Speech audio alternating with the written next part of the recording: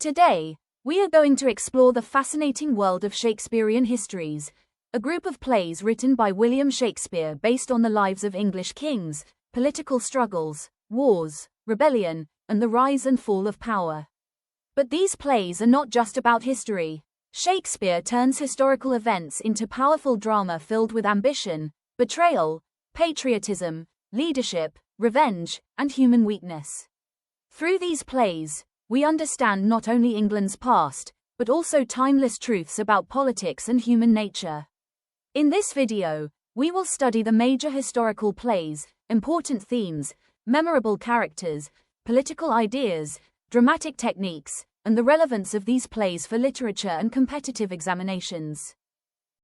Now let us first understand what Shakespearean histories actually are. Shakespearean histories are a special group of plays written by William Shakespeare that are mainly based on the lives of English kings and important political events in English history.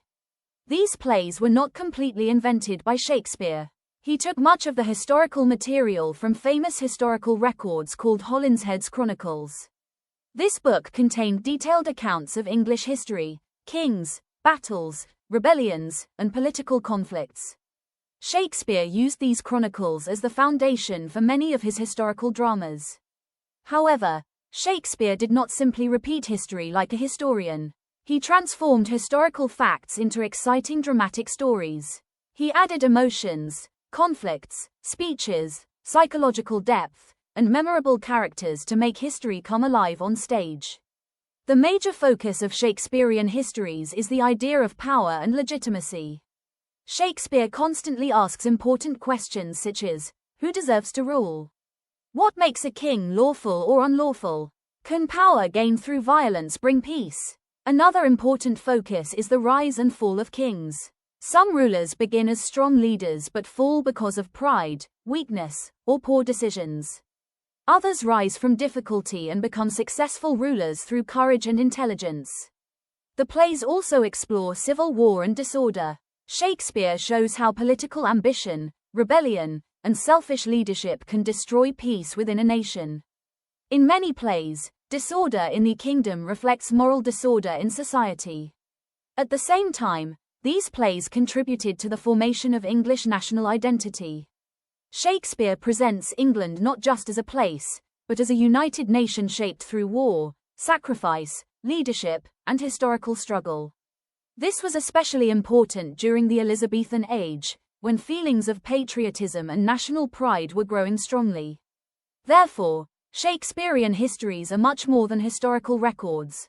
They are political dramas, studies of leadership, and reflections on human ambition, authority, and national identity. Shakespeare's history plays are usually divided into groups called tetralogies. A tetralogy means a set of 4 connected plays. These plays are linked through historical events, political conflicts, and royal succession. Let us first look at the first tetralogy, which mainly focuses on chaos, civil war, and political destruction in England. The first play is Henry VI Part 1. It presents the weakening of English power after the death of King Henry V and shows the beginning of political instability and conflict. Next comes Henry VI Part 2, where internal political corruption increases. Powerful nobles begin fighting for authority, and rebellion spreads throughout the kingdom. Then we have Henry VI Part 3. This play becomes darker and more violent, showing the terrible civil conflict known as the Wars of the Roses. England is divided, and noble families fight brutally for the throne. The final play of this tetralogy is Richard III. Here, Shakespeare presents the rise of the ruthless Richard III, one of the most famous villains in English drama. The play shows how ambition and cruelty finally lead to destruction. Together, these 4 plays represent disorder, violence, political instability, and the collapse of moral leadership. Now let us move to the second tetralogy, which focuses on the gradual restoration of order and strong kingship. The first play in this group is Richard II. This play examines the downfall of King Richard II, whose weak leadership causes political unrest. It raises important questions about divine kingship and legitimacy. Then comes Henry IV, Part 1. This play combines politics with comedy and introduces the young Prince Hal, who later becomes Henry V. It also includes the famous comic character Sir John Falstaff. After that comes Henry IV, Part 2, where Prince Hal matures and prepares himself for kingship. The play explores responsibility, leadership, and political transition. The final play is Henry V. This play celebrates national unity, heroic leadership, and patriotism through the successful reign of King Henry V. Together, the second tetralogy shows the movement from disorder towards stability and national unity. Apart from these tetralogies, Shakespeare also wrote other important history plays. One of them is King John, which deals with political legitimacy, conflict with the church, and unstable kingship. Another is Henry VIII, which presents royal authority, political change, and the beginning of a new era in English history. These history plays together create a dramatic picture of England's political past, while also exploring timeless themes such as ambition, leadership, war, morality, and national identity. Now let us understand the source material behind Shakespearean histories. Shakespeare did not create these historical stories completely from his imagination. Instead, he depended heavily on historical books and chronicles that were already available during the Elizabethan period. The most important source was Holinshed's Chronicles. This was the main source for most of Shakespeare's history plays. It was a large collection of British historical records written by Raphael Holinshed and other contributors. The book contained detailed descriptions of English kings, battles, rebellions, political events, and royal succession. Shakespeare borrowed many events, characters, speeches, and historical incidents directly from this chronicle. For example, plays such as Richard II, Henry IV, Henry V, and Macbeth all show the influence of Holinshed's historical writing. Another important source was the historical work of Edward Hall. His book, commonly known as Hall's Chronicle, focused especially on the conflict between the houses of Lancaster and York during the Wars of the Roses. Shakespeare used Hall's work as a secondary source to shape political details, royal conflicts, and ideas about kingship. However, it is very important to remember one exam insight. Shakespeare did not invent history. He reshaped it for drama and politics. This means Shakespeare was not trying to write accurate history like a modern historian. His main goal was to create powerful theatre. Therefore, he often changed facts, shortened timelines, exaggerated characters, and added dramatic scenes to make the story more emotional and politically meaningful. For example, Richard III is shown as extremely evil and physically deformed in Shakespeare's play. Modern historians believe this portrayal was exaggerated partly because the Tudor rulers, who came after Richard III, wanted to present him negatively. Shakespeare's version therefore supports Tudor political ideology. Similarly, Shakespeare sometimes glorifies strong kings and criticizes weak rulers to explore themes such as order, authority, patriotism, and national unity. So, the history plays are a mixture of historical fact, dramatic imagination, and political interpretation. Shakespeare transformed historical records into living drama that could entertain audiences while also teaching political and moral lessons. An important idea in Shakespearean histories is the concept of Tudor propaganda. To understand this, we must remember that William Shakespeare was writing during the reign of Elizabeth I, who belonged to the Tudor dynasty. The Tudor rulers came to power after a long period of civil war and political instability in England. Because of this historical background, many Shakespearean history plays indirectly support the legitimacy and authority of the Tudor family. The plays often suggest that rebellion against lawful kings creates chaos, bloodshed, and national suffering. At the same time, strong and stable rulers are shown as necessary for peace and order.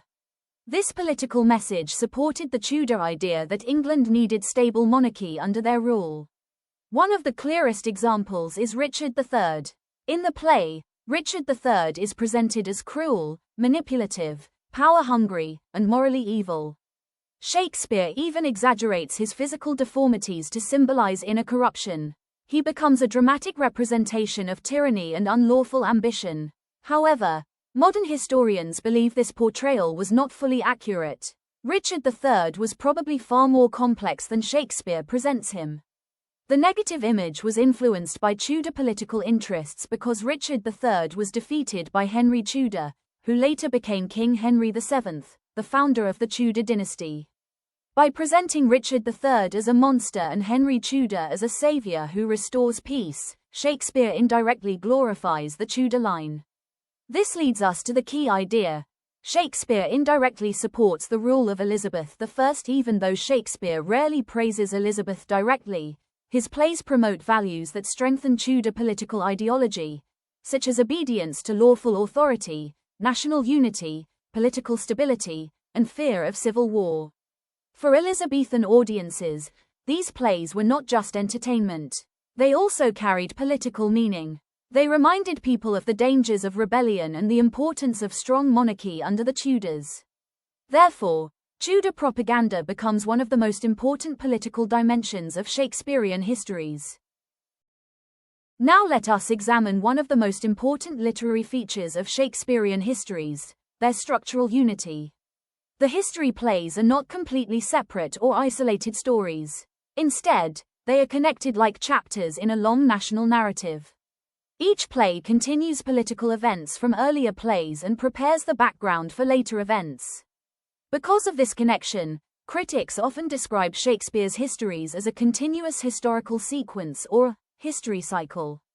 The cycle begins with the fall of Richard II. In this play, King Richard II loses his throne because of weak leadership and political mistakes. His removal creates instability in England and breaks the natural order of kingship. This leads to the rise of Henry IV in Henry IV, Part 1 and Henry IV, Part 2. However, Henry IV's rule is troubled because he gained power through rebellion. As a result, the kingdom experiences unrest, rebellion, and political tension. Then comes the glory of Henry V. Henry V appears as the ideal king, brave, intelligent, patriotic, and capable of uniting England. Under him, the nation achieves military success and national pride, especially in the victory at Agincourt. But after Henry V's death, the country again falls into chaos in the Henry VI Part 1 plays. Weak leadership leads to civil war, political division, and violence during the Wars of the Roses. England becomes unstable once more. Finally, this long cycle ends with restoration under the Tudors in Richard III. The defeat of Richard III and the rise of Henry Tudor symbolize the return of peace, order, and stable monarchy. This entire sequence creates a dramatic movement. Disorder leads to suffering, and stability returns only through lawful and strong kingship. Critics use an important term for these connected plays: chronicle cycle plays. This term means that Shakespeare transformed historical chronicles into an interconnected dramatic cycle. The plays together create not just individual stories, but a grand vision of English history, political change, and national destiny. Therefore, structural unity is one of the reasons Shakespearean histories are considered unique and powerful in world literature. Now let us discuss two very important concepts in Shakespearean histories: the theory of the king's two bodies and Shakespeare's use of language and style. The concept of the king's two bodies is one of the most important theoretical ideas and is frequently asked in competitive examinations. According to this theory, a king possesses two bodies. First is the physical body. The king is an ordinary human being who can suffer, age, become weak, and eventually die. Second is the political body. The king is the living symbol of the state, monarchy, law, and national continuity. This political body is considered sacred and permanent because it represents the authority of the nation itself. This idea is seen very clearly in Richard II. When Richard loses his throne, Shakespeare shows not only the fall of a man, but also a disturbance in the political and divine order of the kingdom. Now let us move to language and style. Shakespeare mainly uses blank verse in the history plays. Blank verse is unrhymed iambic pentameter, and it gives dignity, seriousness, and poetic beauty to kings, nobles, and political speeches. However, prose is used in scenes involving common people, comic characters, soldiers, and informal conversations. For example, Characters like Falstaff often speak in prose. This difference in language reflects class hierarchy in society. Noble characters usually speak in elevated poetic language, while lower-class characters use ordinary conversational speech. Thus, Shakespeare's language itself becomes a dramatic tool to represent social status, political authority, and character identity. Another very important feature of Shakespearean histories is genre blending. These plays are not pure history in the modern sense. Shakespeare combines different literary forms and dramatic styles within the same play. This hybrid nature is one of the most frequently asked concepts in competitive examinations. First, the histories contain elements of tragedy. For example, Richard II is deeply tragic. Richard's emotional downfall, loss of power, loneliness, and psychological suffering resemble the fall of a tragic hero. The play explores themes such as fate, kingship, identity, and human weakness. Second, Shakespeare adds comedy into the histories. This can be seen especially in the Falstaff scenes in Henry IV, Part 1 and Henry IV, Part 2. Sir John Falstaff provides humor, wit, drinking scenes, and comic relief. At the same time, his character also indirectly comments on politics, honor, and society. Third, some history plays contain epic qualities. For example, Henry V presents heroic warfare, patriotic speeches, national unity, and large-scale military action. The famous St. Crispin's Day speech gives the play the grandeur and inspiration of an epic narrative. Therefore, Shakespearean histories become a mixture of tragedy, comedy, politics, and epic heroism rather than simple historical storytelling. Now let us look at two very important critical scholars connected with Shakespearean histories. The first is E.M.W. Tillyard. He is famous for the idea of the Elizabethan world order. According to Tillyard, Elizabethan society believed in a fixed hierarchy created by God. Kings ruled by divine authority, and disturbing this order created chaos in both society and nature. This theory helps explain why rebellion and unlawful kingship often lead to disaster in Shakespeare's history plays. The second important scholar is Stephen Greenblatt, who is associated with New Historicism. Greenblatt studies how literature and political power influence each other. According to this approach, Shakespeare's histories do not simply reflect history, they also shape political ideas, authority, and representation. These critical approaches are extremely important because they help us interpret Shakespearean histories from political, cultural, and theoretical perspectives. Now let us explore the important relationship between history and tragedy in Shakespearean histories. Although these plays are called history plays, many of them strongly resemble tragedies. Shakespeare often combines political history with the emotional and psychological depth of tragic drama. For example, Richard II behaves like the tragedy of a king. Richard begins as a ruler who believes deeply in the divine authority of monarchy, but because of political mistakes, weak leadership, and poor judgment, he gradually loses power, identity, and dignity. His fall becomes deeply emotional and tragic. Similarly, Richard III also has a tragic structure. Richard rises to power through manipulation, violence, and ambition, but eventually his own evil actions lead to fear, isolation, and destruction. His rise and fall resemble the journey of a tragic villain. However, there is an important difference between tragedy and history. In tragedy, the main focus is usually the personal downfall of an individual character. The emotional suffering, inner conflict, and fatal weakness of the hero become central. But in history plays, the consequences are much larger. The fall of a king affects the entire nation. Political disorder creates civil war, rebellion, social instability, and national suffering. For example, when Richard II loses his throne, it is not only the tragedy of one man. His fall also creates political instability that continues across several history plays. This leads us to an important insight. Shakespeare merges private tragedy with public history. He shows how personal ambition, weakness, pride, or moral failure can influence the fate of an entire kingdom. In Shakespearean histories, individual lives and national destiny are closely connected. Therefore, these plays become both emotional tragedies and political dramas at the same time. Now let us compare the different types of kings presented in Shakespearean histories. This comparison is extremely useful for essays, long answers, and competitive examinations because Shakespeare presents different models of kingship through different rulers.